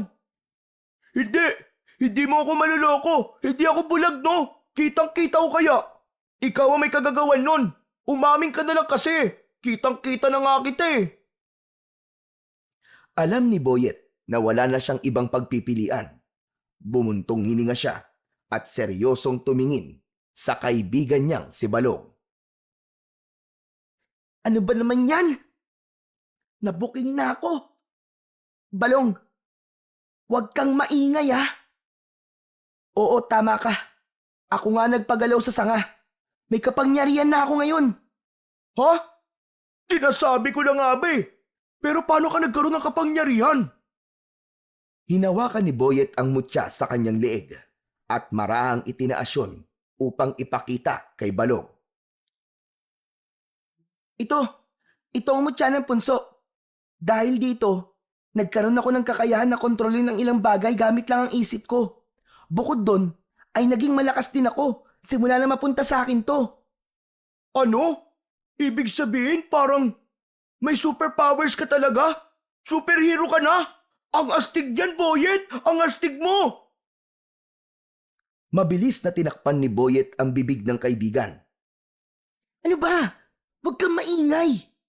Wala kang dapat pagsabihan nito, Balong ha. Kahit kanino, huwag mong sasabihin. Naiintindihan mo ba? Sikreto lang natin to. Ikaw, ako at si Lolo Efren lang ang nakakaalam nito. Maliwanag ba? Inalis agad ni Boyet ang kamay niya sa bibig ng kaibigang si Balong. Inamoy niya ang kamay niya at napangiwi siya. Walang ya, Balong. Nagtoothbrush ka ba? Ang bahaw ng bibig mo. Amoy sama ng loob. Eh kasi hindi ako nagtututbrush kapag walang pasok sa school eh. Pero pangako, wala talaga akong pagsasabihin ng sikreto natin. O sige, aasahan ko yan, Balong ha. Kapag ito nalaman ng iba talaga, wala akong ibang pagbibintangan, kundi ikaw lang, Balong. Oo na. Sadali lang. Pero pwede ba kitang panoorin habang ginagamit mo yung mutya ng punso? O sige, pero diyan ka lang sa tabi ha, at wala kang gagawing kalokohan. Oo. Basta, huwag mo lang din ako ulit babagsakan ng sanga ha. Ang sakit eh. Napangiti ng malapad si Balong. Lumayo ito kay Boyet at napailing na lang siya. Maya-maya pa ay bumalik na si Boyet sa kanyang pagsasanay habang pinanonood siya ni Balong na tuwang-tuwa sa kanyang kapangyarihan. Isang gabi, magkasamang naglalakad sina Boyet at Lolo Efren mula sa isang burol sa kabilang baryo. Nasabi na ni Boyet kay Lolo Efren na alam na ni Balong ang tungkol sa mutya ng punso. Ayon kay Lolo Efren, dapat ay mas maging maingat na sila sa susunod na wala ng ibang makakaalam ng kapangyarihan ni Boyet dahil habang mas dumarami ang nakakaalam nun, ay mas magiging mapanganib naman para sa kanila. Lolo, hindi niyo po ba nararamdaman? Parang ang bigat po ng hangin ngayon. Nakakapanindig balahibo po. Ramdam ko rin, Boyet. Parang merong hindi magandang mangyayari. Pagdating nila malapit sa kanilang baryo, ay may narinig silang sigawan ng mga tao. Sinundan yun ng kalabog na mga pinto at ingay ng mga nawawasak na dingding ng mga bahay. Napansin nilang nagkakagulo ang mga tao sa baryo nila. May ilan na nagtatakbuhan at hindi malaman kung saan pupunta. At doon na nga nila nakita ang isang kakaibang nilalang. Isa yung halimaw na may maitim na balat, mahahabang kuko at pulang mga mata na nagliliwanag sa dilim na animoy nagbabagang apoy. Ang katawan nito ay malaki at ang muka ay parang pinaghalong tao at hayop. Meron yung malalaking pangil at isang mahabang dila na nakalawit mula sa bibig nito. Sinunggaban ng halimaw na yon ang isang matandang lalaki sa daan at itinapon na parang laruan. Pumasok ito sa isang bahay at kasunod nun ay ang malalakas na sigaw ng mga tao sa loob ng naturang bahay. Mabilis na nagtago sina Boyet at Lolo Efren sa likod ng isang sirang kariton. Lolo, ano po yun? Anong klaseng halimaw po yun? Isa yung gabunan. Isang mabangis na uri ng aswang. Mas malakas ito kaysa sa karaniwang aswang at may kakayang makadama ng makapangyariang anting-anting tulad ng mutya ng punso. Lumabas ang gabunan mula sa bahay at tumayo sa gitna ng kalsada. Lumingalinga ito sa paligid at sa isang malalim na nakakapangilabot na boses ay nagsalita ito ng malakas. Kung naririto ka, ang nakakuha ng mutya ng punso, ramdam ko ang kapangyarihan mo mula rito. Isuko mo na sa akin ang mutya, o kung hindi, ay gabi-gabi akong babalik dito at papatayin ang mga tao sa baryong ito. Nagkaroon ng katahimikan. Wala ni isa mang nagsalita sa mga taong naroon. Pagkatapos ng ilang segundo, isang malupit na halakhak ang umalingaw-ngaw sa buong baryo mula sa gabunan. Maya-maya pa ay bigla na lang itong nawala sa isang iglap lang. Naiwang tulala ang lahat. Ang mga tao'y nanginginig pa rin sa takot habang dahan-dahang lumalabas mula sa kanilang mga pinagtaguan. Hinawakan ni Lolo Efren ang balikat ni Boyet. Tara na, Apo. Bumalik na tayo sa kubo natin. Sa tingin ko ay wala na siya. Hindi na kumibo si Boyet at tahimik na lang na sumunod sa kanyang lolo. Habang naglalakad sila, ay hindi maitago ni Boyet ang takot at kaba na lumukob sa kanya nang maalala niya ang sinabi ng malakas na gabunan kanina. Nang makarating sina Boyet at Lolo Efren sa kanilang kubo, agad na isinara ni Lolo Efren ang pinto at siniguradong nakakandado yon. Ramdam ni Boyet ang bigat ng katahimikan. Naupo si Lolo Efren sa isang upuang kahoy at napabuntong hininga. Kita sa mukha nito ang lungkot at takot. Hindi ako maaaring magkamali, Boyet. Kilala ko ang gabunan na yon. Ano po, Lolo Efren? Ano pong ibig niyang sabihin? Ang gabunang nakita natin kanina, siya ay walang iba, kundi si Lakan. Sino po? Sino pong Lakan? Isa siyang napakalakas na gabunan. Nung bata pa ako, sinalanta niya ang baryong ito. Marami siyang pinatay na mga inosenteng tao at yung mga walang laban sa kanyang lakas. Noon pa man, ay hinahanap na niya ang mutya ng punso dahil gusto niyang angkinin ang kapangyarihan nito. Isang gabi, bigla na lamang siyang naglaho. Pero may hinala akong hindi siya tuluyang nawala. Nagkubli lamang siya at naghintay ng tamang panahon upang bumalik. Nung inalok sa akin ng isang diwendeng mutya ng punso, alam ko na kung tatanggapin ko yon, ay kailangan kong harapin si Lakan. Napakabata ko pa nun. Wala kong lakas ng loob na labanan siya, kaya pinili kong tumanggi.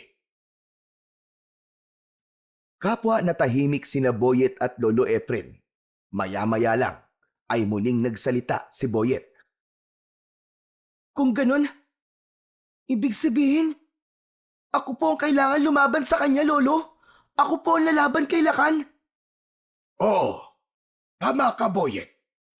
At kahit ayaw mong harapin si Lakan, ay hahanapin ka pa rin niya dahil nasa iyo ang mutya. Hindi kanya titigilan hanggat hindi niya ito nakukuha mula sa iyo. Lolo, natatakot po ako. Natatakot ako sa kanya. Naiintindihan ko, Apo, pero kailangan mong lakasan ang iyong loob dahil walang ibang may kakayahang humarap kay Lakan, Apo, kundi ikaw lamang. Ikaw ang susi upang matuldukan na ang kanyang kasamaan. Nagpigil ng luha si Boyet. Sa loob-loob niya, gusto niyang tumakas. Gusto niyang bumalik sa dati niyang tahimik na buhay. Pero alam niyang hindi na yon mangyayari. Kinabukasan ng umaga, habang kumakain ng tuyong isda at sinangag sina Boyet at Lolo Efren sa maliit nilang hapagkainan, ay natigilan sila nang may biglang kumatok sa kanilang pinto. Nagkatinginan sina Boyet at Lolo Efren. Bago pa man may tumayo sa kanila para tignan kung sino ang nasa labas, ay bumukas na kagad ang pinto at pumasok si Balong. Nagmamadali itong lumapit sa kanila habang habol ang paghinga. Boyet! Boyet, Lolo Efren! Nakita niyo ba yung aswang na umatake dito sa baryo kagabi? Oo, Balong. Galing kami nun ni Lolo sa lamay sa kabilang baryo. Yung umatake na yung isang gabunan. Ano? Gabunan? Tagot! Hindi ba ang gabunan ay isa sa malalakas na uri ng aswang? Kung ganon, hindi pala yun basta-bastang aswang lang. Pero Boyet, hinahanap ka ng gabunan na yun. Hinahanap niya ang mutya ng punso. Ano nang balak niyo? Wala kaming balak na ibigay kay Lakan ang mutya ng punso. Kapag napunta sa kanya yon, mas lalakas siya at mas marami pang buhay ang mga nganib. Kung ganon, lalabanan mo siya, Boyet? Napalunok si Boyet. Wala siyang karanasan sa pakikipaglaban sa mga aswang, lalo na sa isang gabunan. Pero alam niyang hindi niya yon matatakasan. Wala na akong pagpipilian, Balong, kundi ang harapin siya at labanan. Kaya sa susunod na umatake siya dito, ay kailangan ko siyang harapin. Napayuko si Boyet dahil sa kabila ng sinabi niya na yon ay hindi pa rin siya sigurado kung sapat ba ang kapangyarihan ng mutya ng punso upang hindi siya mapatay ni Lakan. Natatakot pa rin siya at pilit na lang niyang nilalakasan ang kanyang loob. Simula noon ay hindi na tumigil ang pag-atake ni Lakan sa baryo ni Boyet. Gabi-gabi, tila isang bangungot na paulit-ulit na bumabalik ang bangis at lupit ng gabunan. Wala itong sinasanto. Mapababae, matanda at bata, lahat ay binibiktima ni Lakan. Marami ng bahay ang nawasak, maraming pamilya ang naulila, at ang takot ay bumalot na sa buong baryo. Sa bawat sigaw ng mga biktima tuwing gabi, ay bumibigat ang dibdib ni Boyet. Alam niyang siya lang ang may kakayahang tapusin ang impyernong yon, pero kahit na anong pilit ni Lolo Efren na lumaban siya, ay hindi niya magawa-gawa. Natatakot si Boyet. Takot siyang harapin ang isang nilalang na kayang pagpira-pirasuhin ang kahit na sinong sumalungat dito. Takot siyang magkamali, matalo at tuluyang mawala sa mundo. Ngunit sa tuwing sumasapit ang umaga, isang panibagong sakit ang bumabagabag kay Boyet. Sa bawat paglabas niya sa kanilang kubo, ay bumubungad sa kanya ang mga bangkay ng ilan nilang kababaryo. Paulit-ulit na tinatanong ni Boyet ang sarili kung hanggang kailan siya matatakot. Nakikita niya ang paghihinagpis ng mga naulila at ang takot sa kanilang mga mata. At sa puntong yun, unti-unting kwinestyon ni Boyet ang sarili kung karapat dapat ba talaga siyang maging tagapagmana ng mutya ng punso. Nagpatuloy pa rin sa pagsalakay silakan sa baryo ni Boyet sa mga sumunod na gabi. Ramdam pa rin ni Boyet na desperado ang gabunan na makuha ang mutya ng punso. Palaging nasa loob ng kubo nila si Boyet sa tuwing sumasalakay silakan. Nakaupo siya sa gilid ng papag habang yakap-yakap ang kanyang mga tuhod. Patuloy pa rin siyang kinukumbinsi ni Lolo Efrem. Paulit-ulit itong sinasabi sa kanya na siya lamang ang may kakayahang tapusin silakan. Pero kahit na anong pilit ng matanda, hindi niya magawang sumagot ng oo. Hanggang isang gabi, mula sa mahimbing na pagtulog ni Boyet, ay nagising siya nang malakas siyang yugyugin ni Lolo Efren. Boyet! Boyet, bumangon ka, apo! Sumasalakay na naman silakan. Ito na ang oras para lumaban ka. Harapin mo na siya, apo. Nakikiusap ako sa'yo. Lolo, natatakot po ako. Hanggang kailan ka matatakot, Boyet? Kailan mo haharapin ang halimaw na yon? Hihintayin mo pa bang maubos tayong lahat dito? Hindi ko talaga kaya, Lolo. Hindi po ako matapang. Hindi mo kailangan maging matapang, apo. Ang kailangan mo lang gawin ay maniwala sa iyong sarili. Pero paano po? Paano po kung hindi ko siya matalo? Kaya mo, Boyet. Kaya mo. May mutya ka ng punso. Hindi ito napunta sa'yo nang walang dahilan. Pero Lolo, Hinawakan ni Lolo Efren ang magkabila ang balikat ni Boyet at mariing tumingin sa kanya. Tignan mo ko sa mga mata, Boyet. Hindi ka ba naaawa sa mga kababaryo natin? Kaninang umaga lang, 3 bata ang natagpuan na wala ng buhay. Ilang pamilya pa ang kailangan mawala bago mo sabihin sa sarili mong kaya mo. hindi ko po alam, Lolo Efren. Hindi ko po alam. Naguguluhan po ako. Hindi mo alam o ayaw mo lang tanggapin, Boyet? Hindi mo ba naaalala ang sinabi ni Uyugan sa'yo? Pinili ka ng mutya dahil alam nitong kaya mong ipagtanggol ang baryo natin. Huwag mong sayangin ang tiwalang yon, Boyet. Paano kung hindi ko po kayanin, Lolo Efren? Paano kung ako naman po mapatay ni Lakan? Paano po? Kung hindi mo susubukan, hindi mo malalaman. Mas malakas ang mutya mo kaysa sa kanya. Yan ang tandaan mo. Yan ang isaksak mo sa iyong puso't isipan. Napatingin si Boyet sa saig. Nagtalo ang isip at damdamin niya. Alam niyang tama si Lolo Efren, pero ang takot ay patuloy pa ring naghahari sa pagkatao niya. Sa labas ay mas lumakas ang sigawan ng mga tao. Kasunod nun ay ang malakas na sigaw ni Lakan. Lumabas ka! Tagapagmana ng mutya! Alam kong nariyang ka lang! Huwag mo kong pagtaguan! Harapin mo ako! Tumalikod si Lolo Efren kay Boyet. Nagtungo ito sa kusina at kinuha ang lumang itak na nakasabit sa dingding.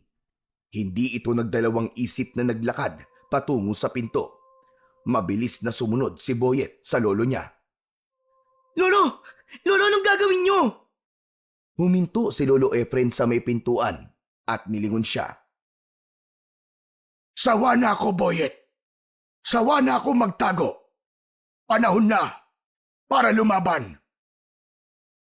Pero Lolo, baka kung ano po mangyari sa inyo. Dito na lang po kayo. Mas ligtas pa po tayo rito, Lolo. Huwag ka pong lumabas. Huwag niyo po siyang labanan.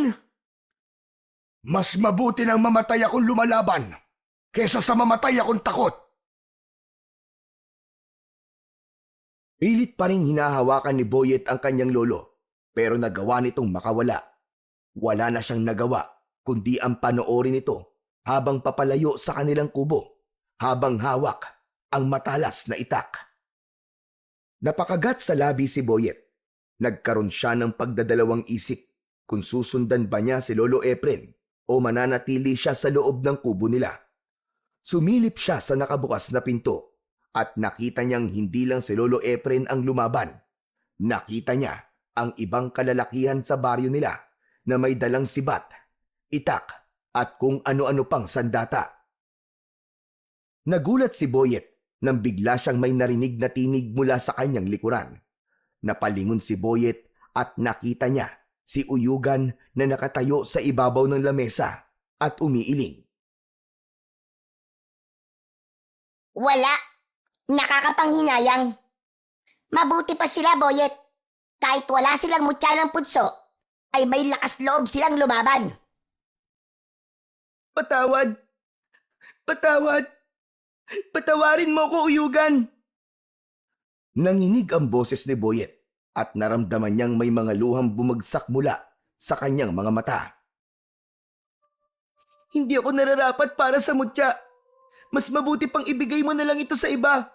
Sa mas malakas at sa mas matapang. Hindi ito para sa akin.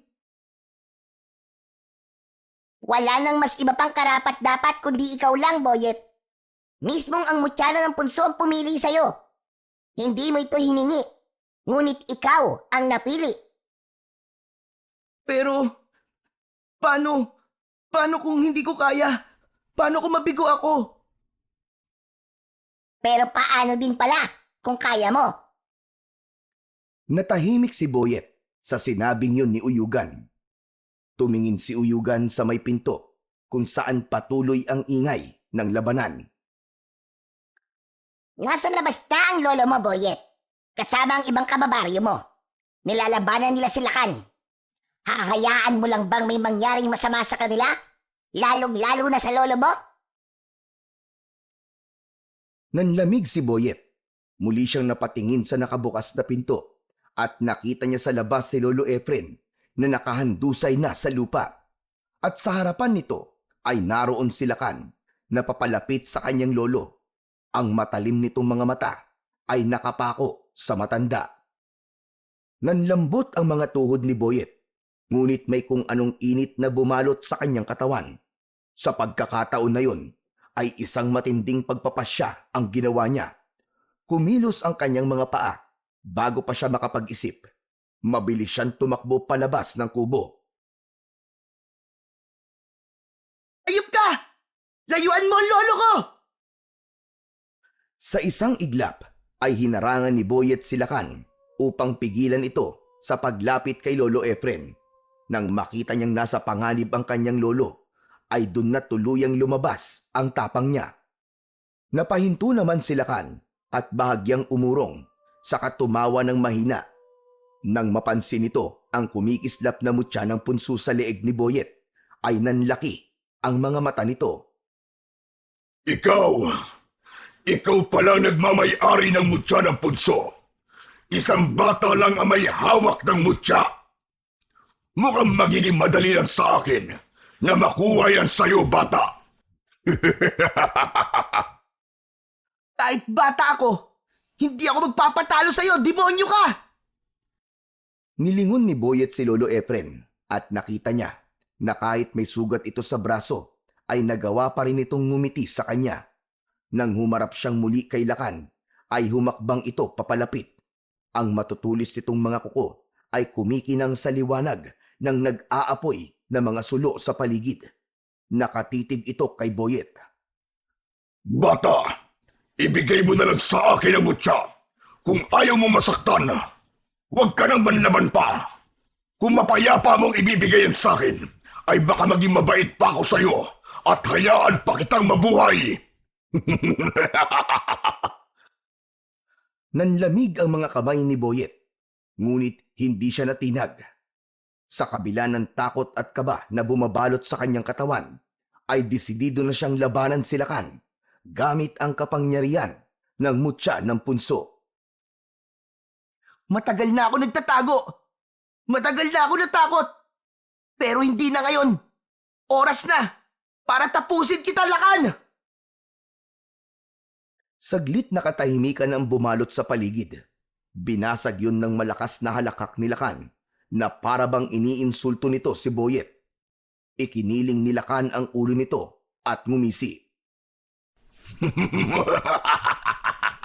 Matapang ka, bata!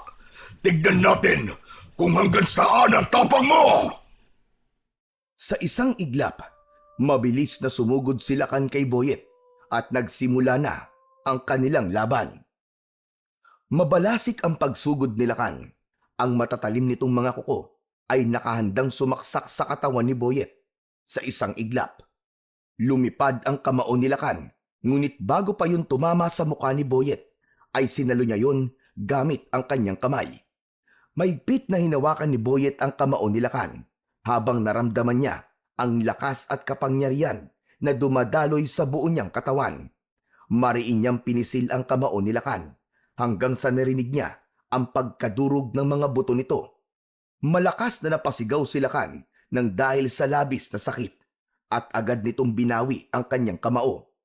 Mabilis itong umatras habang hawak ang nasaktan na kamay.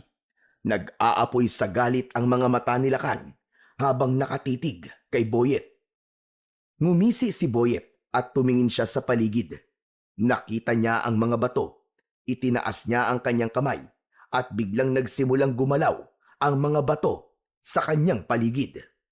Ang mga bato sa lupa ay lumutang sa hangin at umikot sa paligid ni Boyet na tila may sariling buhay ang mga yon. Ikinumpas niya ang kanyang kamay at lumipad ang mga bato patungo kay Lakan. Napaatras ang gabunan habang iniiwasan ang sunod-sunod na hampas ng lumulutang na mga bato. Ngunit isang may kalakihang bato ang tumama sa mukha niya na kaagad niyang ikinabagsak sa lupa. Isang sulunang apoy ang mabilis na pinalipad ni Boyet patungo kay Lakan at tumama yon sa mukha nito. Napasigaw ang gabunan habang pilit na inaapula ang apoy na tumupok sa mukha niya. Nang mawala na ang apoy, ay mas naging matalim ang tingin nito kay Boyet. Hindi nagpadaig si Boyet sa titig na yon. Sumugod siya kagad kay Lakan. Sinalubong naman siya ni Lakan at sa kanilang pagsasalpok ay hindi na iwasan ni Boyet ang matatalas na kuko ni Lakan nang bumaon yun sa kanyang tiyan. Napasigaw si Boyet sa sakit at agad siyang napaupo sa lupa habang mahigpit na hawak ang sugat. Ramdam niya ang init ng kanyang dugo na dumaloy mula sa kanyang tiyan. Nanginig ang kanyang katawan at unti-unting bumibigat ang kanyang paghinga. Mabagal na lumapit si Lakan habang isang mapanuksong ngiti ang nakapinta sa mukha nito. Tama na ang paglalaro. Tapos na ang laban, bata. Huwag ka na magpumilit pa. Dahil hindi mananalo kagaya mo sa akin. Ibigay mo na lang ang mutya. At baka maisipan ko pang buhayin ka. Napakagat ng labi si Boyet at saglit siyang nawalan ng pag-asa. Napatingin siya sa paligid hanggang sa may nakita siya sa gilid ng kalsada. Napansin niya ang isang malaking troso na naroon. Huminga siya ng malalim nang isang ideya ang pumasok sa kanyang isipan. Sa pamamagitan ng kanyang isip, unti-unting gumalaw ang malaking troso. Nagpanggap siyang nangihina at sumusuko na kay Lakan. Makangalakan! Wala talaga akong laban sa'yo. Isusuko ko na sa'yo ang mutya. Pero mangako kang hindi mo ako papatayin. Pangako, bubuhayin kita, bata. Ngayon, ibigay mo na sa akin ang mutya. Lalo pang lumapad ang ngiti ni Lakan habang dahan-dahan itong lumapit kay Boyet. Biglang lumipad ang malaking troso sa ere at eksaktong tinamaan nun si Lakan sa tagiliran na naging dahilan upang tumilapon ito sa malayo. Bago pa makabangon si Lakan, ay mabilis na tumayo si Boyet. Muli niyang itinaas ang kanyang mga kamay. Gamit ang kapangyarihan ng mutya ng punso, ay pinagalaw niya ang mga sibat at itak ng mga sugatang kalalakihan. Isa-isa yung lumutang sa ere. Itinutok niya ang kanyang kamay kay Lakan, naduguan at hindi na makagalaw sa lupa. Ikaw ang dapat sumuko, Lakan! Demonyo ka! Hindi mo kailanman makukuha ang mutya ng punso! Mabilis na pinalipad ni Boyet ng sabay-sabay ang mga itak at sibat patungo kay Lakan. Magkakasabay na tumusok ang mga yon sa iba't ibang parte ng katawan ng aswang. Napapikit si Boyet sa nakakabingin sigaw ni Lakan. Nang dumilat siya, ay nakita niya si Lakan na nanginginig at unti-unti nang nauubusan ng buhay. Mabagal siyang lumapit kay Lakan at huminto siya sa paanan nito. Kahit kailan, ay hindi ko isusuko ang mutya sa tulad mong uhaw sa kapangyarihan. At kahit kailan, walang masama ang mananalo sa kabutihan. Matapos yun, ay tuluyan ng hindi gumalaw si Lakan at binawian na yon ng buhay. Doon na naramdaman ni Boyet ang pagod sa nangyaring laban. Humarap siya sa mga tao at napansin niyang tahimik ang lahat. Walang sino man ang agad na gumalaw o nagsalita. Tila hindi makapaniwala ang mga tao sa kanilang nasaksihan. Napalunok si Boyet ng laway. Ang takot ay muling gumapang sa kanyang dibdib. Naisip niya na baka natakot ang mga tao sa kanya dahil sa kapangyarihan na kanyang ipinakita. Baka iniisip ng mga tao na gumagamit siya ng itim na mahika. Naisip din ni Boyet na baka katakutan siya ng mga tao gaya ni Lakan. Ngunit bago pa tuluyang lamunin ng pangamba ang batang si Boyet, ay isang malakas na sigaw ang bumasag sa katahimikan mula sa mga tao. Lahat ay nagbunyi sa pagkamatay ni Lakan. May ibang lumapit sa kanya upang magpasalamat. May mga nagpalakpakan din dahil sa labis na kasiyahan at paghanga. Ang takot sa puso ni Boyet ay napalitan ng kasiyahan.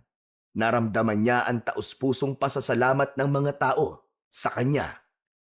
Biglang lumapit si Lolo Efren kay Boyet habang ang mukha nito ay puno ng pagmamalaki at tuwa. Mahigpit siya nitong niyakap. Hindi ako nagkamali, Apo. Maging ang mutya ng punso ay hindi rin nagkamali sa pagpili sa iyo. Pinatunayan mo ngayong gabi na ikaw nga ang nararapat na magmay-ari ng mutya ng punso. Sunod na lumapit kay Boyet ang kaibigan niyang si Balong at maging ito ay masayang-masaya rin sa kanyang nasaksihan. Hanep! Lodi! Ang galing mo, Boyet! Akala ko talaga katapusan na natin kanina eh. Pero grabe, ang galing mo talaga. Para kang isang superhero. Lodi na talaga kita, friend! Napangiti si Boyet at bago pa magtuloy-tuloy ang pagdagsa ng mga tao para lapitan siya at kausapin, ay itinaas ni Lolo Efren ang kamay nito upang pahupain ang kaguluhan. Tama na muna ang kasiyahan. Tama na muna. Makinig kayo mga kasama. Si Boyet ay sugatan at kailangan magamot. Hayaan niyo muna akong gamutin ang sugat ng aking apo. Natahimik ang mga tao. Lahat ay nag-aalalang tumingin kay Boyet. Dahan-dahang inilalayan ni Lolo Efren si Boyet. Halika na, Apo. Kailangan magamot kagad ang sugat mo. Maging si Balong ay tumulong na rin sa pag-alalay kay Boyet. Habang naglalakad silang tatlo pabalik sa kubo, ay tuloy pa rin ang sigawan at kasiyahan sa paligid. Habang sinisigaw ng mga tao, ang katagang mabuhay si Boyet, ang tagapagtanggol ng kanilang baryo. Habang naririnig ni Boyet ang masasayang tinig ng kanyang mga kabaryo, ay napatingin siya sa langit at hindi niya kinalimutang magpasalamat sa nasa itaas. Sa kabila ng sakit ng kanyang sugat at ng pagod ng kanyang katawan, ay punong-puno ang kanyang puso ng kasiyahan. Dahil sa wakas, ay malaya na ang baryo nila kay Lakan at nagawa niya ring durugin ang takot sa kanyang puso. Nang makarating sila sa kanilang kubo, ay pinauwi na muna ni Lolo Efren si Balong. Agad namang sumunod si Balong kahit halatang gusto pa nitong makausap ang kaibigang si Boyet. Nang makapasok na sila sa loob ng kubo, ay naupo si Boyet sa papag, habang si Lolo Efren naman ay kumuha ng mga kailangan nito para gamutin ang sugat ng apong si Boyet. Maya-maya pa ay bumalik na si Lolo Efren. Sige na, Apo. Hubarin mo ang damit mo para malinis ko ang sugat mo. Sumunod si Boyet. Nakita niya ang lalim ng kalmot ni Lakan sa kanyang tiyan. Umupo si Lolo Efren sa tabi niya at maingat nitong nilinisan ang sugat niya. Aray, aray!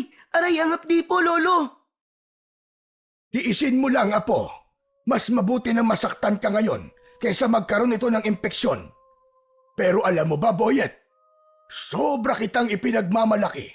Talagang ipinakita mo kanina kung gaano ka katapang. Salamat po, Lolo. Pero kung hindi po dahil sa inyo, hindi ko po yun magagawa. Kung hindi niyo po ako pinilit lumaban, baka hanggang ngayon po takot pa rin po ako.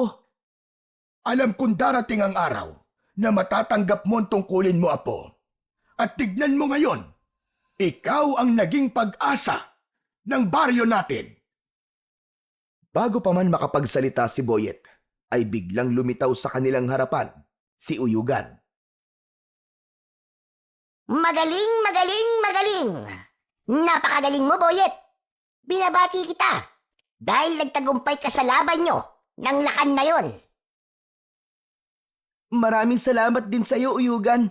Kung hindi mo ibinigay sa akin ng mutya, hindi namin matatalo si Lakan. Kahit ibigay ko ang mutya sa iba, kung hindi sila ang karapat-dapat, ay wala rin mangyayari, Boyet. Tunay na nakatakdang mapunta sa iyo ang mutya ng punso. At ngayon, ikaw na talaga nagmamay-ari niyan. Sana'y alagaan mo yan ng mabuti at patuloy mong gamitin sa kabutihan. Oo, Uyugan. Pinapangako ko. Makakaasa ka. Nagagamitin ko lamang ito sa kabutihan. Maraming salamat uli. Magaling! Yan ang gusto kong marinig. O paano? Aalis na ako at marami pa akong kailangan asikasuhin. Hanggang sa muling pagkikita, Boyet! Napatingin si Boyet kay Lolo Efren. Nang mawala na si Uyugan, ay itinuloy na ni Lolo Efren ang panggagamot sa sugat ni Boyet. Matapos ang lahat ng nangyari, ay bumalik na sa normal ang buhay sa baryo ni na Boyet. Naging maayos muli ang pamumuhay ng mga tao at wala nang takot na bumabalot sa kanilang gabi. Si Boyet, bagaman at nagbalik na sa dating tahimik na buhay, ay alam niyang hindi na siya katulad ng dati. Mas naging matatag siya at mas naging handa sa anumang pagsubok na maaaring dumating sa kanilang buhay. Natutunan ni Boyet na ang pagiging bayani ay hindi nangangahulugan ng pagkakaroon ng pambihirang kakayahan, kundi ng pagiging handang ipaglaban ang tama kahit na mahirap. Natutunan niya na ang takot ay isang bagay na maaaring maging hadlang upang makamit niya ang tagumpay. At higit sa lahat, napagtanto ni Boyet na ang bawat tao ay may kakayahang maging matapang basta't maniwala lamang sa kanilang sarili at sa kabutihang kanilang ipinaglalaban.